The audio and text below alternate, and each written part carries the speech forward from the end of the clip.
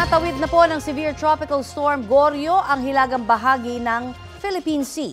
Kagabi ito pumasok sa Philippine Area of Responsibility. Namataan po yan ng Pag-asa, 1,180 kilometers, silangan ng extreme northern Luzon.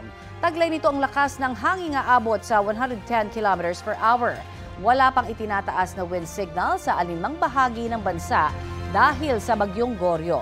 Tumutok lamang po dito sa Balitang Hali para sa 11 a.m. bulletin ng Pag-asa upang malaman natin kung may mga lugar ng isa sa ilalim sa babala ng bagyo.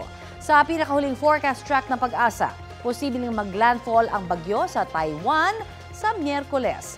Gabi ng Miyerkules o madaling araw ng Huwebes, posibleng nasa labas na po rin ito ng Philippine Area of Responsibility.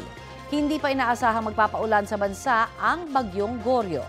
Hindi rin ito nahahatak ang hanging habagat. Sa kabila po niyan ay magiging maalon at pinag-iingat pa rin ang maliliit na sasakyang pandagat sa pagpalaot sa mga baybayin ng extreme northern Luzon.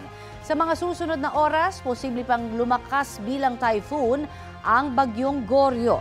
Apektado naman ang hanging habagat ang Metro Manila, Ilocos Region, Zambales, Bataan, Cavite, Batangas, Occidental Mindoro, Palawan, Batanes at Babuyan Islands.